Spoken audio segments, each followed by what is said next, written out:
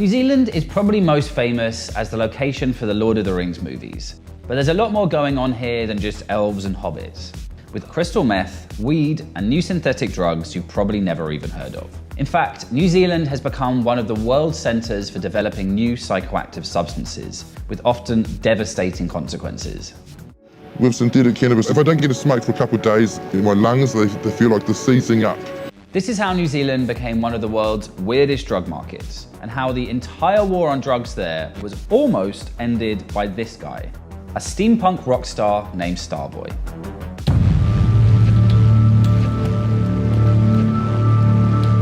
Napoleon famously claimed that geography is destiny, and when it comes to New Zealand's war on drugs, he might have been right.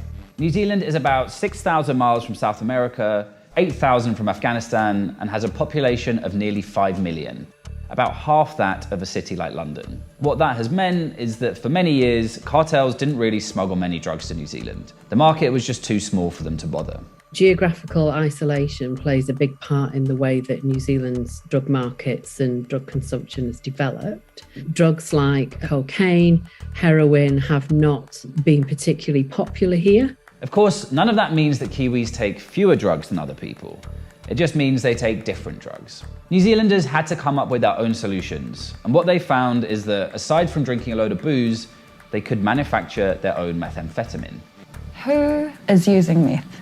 What type of people? Everyone, every class is on it. There's lawyers, there's doctors, there's businessmen and politicians. I can't name you a class of people or a particular profession that's immune. So it's throughout New Zealand society. So things that can be produced in New Zealand, so methamphetamine, prescription opioids, they're the most popular drugs in the New Zealand context. As a simple chemical, the dangers of meth are often overstated. But in an illegal market, it can cause real damage to people's lives. And in the early 2000s, deaths and violence related to illegal meth began to rise sharply. But this is when the story of New Zealand's drug war takes a very unexpected turn, because this is when we meet Matt Bowden. Matt is a musician who plays steampunk-inspired glam rock under the name Starboy. He's also a drugs entrepreneur who made millions of dollars producing psychoactive chemicals in New Zealand and very nearly changed the world. I had a family member who unfortunately lost their life after taking too much ecstasy, and another friend ended their life using crystal meth. And it sort of cemented for me a feeling that I needed to get involved in developing safer alternatives, and that we needed to have quality control and a regulatory system in place, rather than just having a taboo around substance use when it's been a normal part of human behaviour going back to the dawn of time. The chemical that Bowden eventually settled on was BZP, which he and others sold as party pills all over New Zealand. We got a team of scientists together and looked for a safer alternative to crystal meth. We found in the research that there was a molecule which had been used previously in an antidepressant, and we knew this was a lot safer and non-addictive. So for 8.5 years, we sold 26 million pills to 400,000 consumers on 10.5 million occasions with no deaths and no lasting injuries.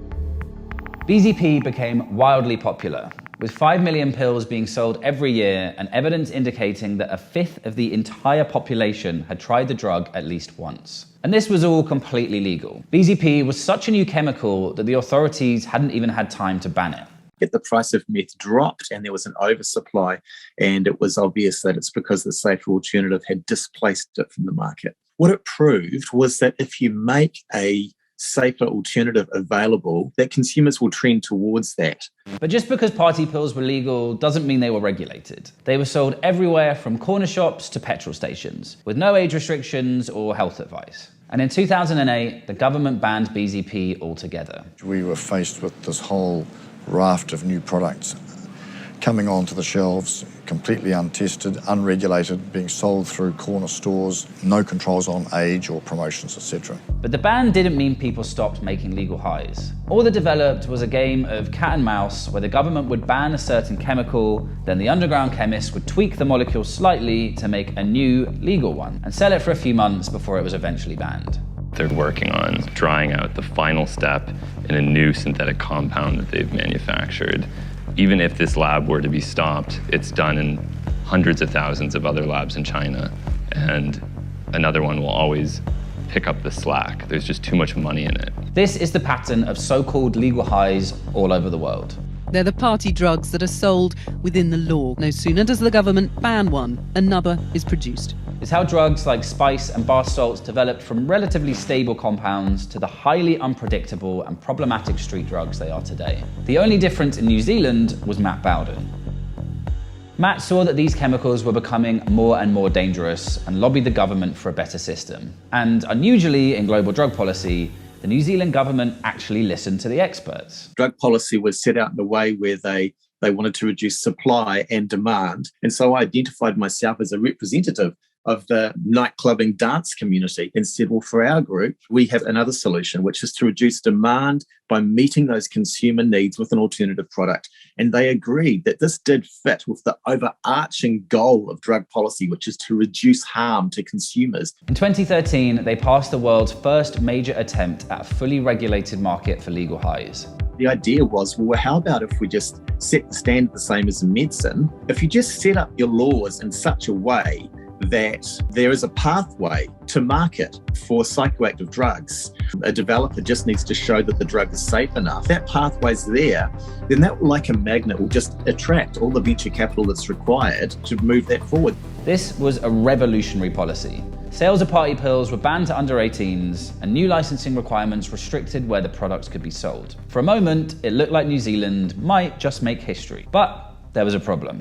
The media began showing images of long lines outside head shops, and the government lost their nerve. All the legal drugs that had been available were banned. And though new ones are still allowed on paper, a technicality was added to the law that prohibited testing on animals, essentially making new products impossible to develop. To do safety testing on a drug, a medicine, a cosmetic, anything you put on your body, there is some testing on animals, and it can be done ethically or it can be done without cruelty.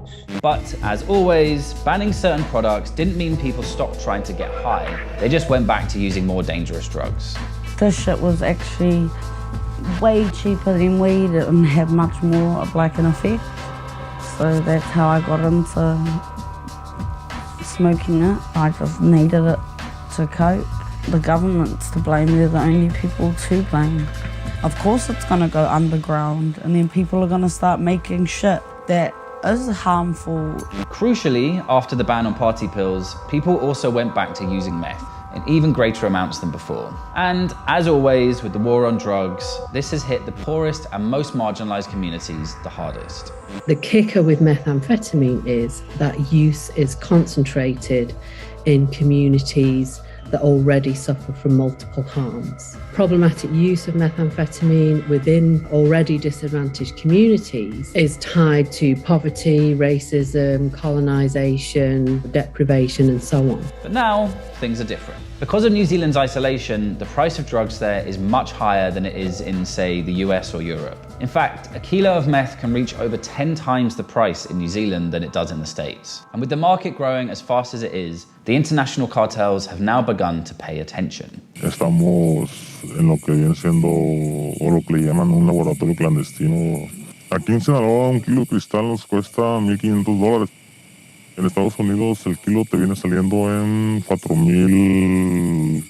En Nueva Zelanda lo estamos vendiendo, tenemos un cliente de... Pues el mercado de Nueva Zelanda para nosotros es muy importante. Cartels from Mexico are now allying with biker gangs and displacing the DIY meth labs. And this is creating new levels of violence as gangs compete to control the expanding market. Drug deaths and gang violence have reached unprecedented levels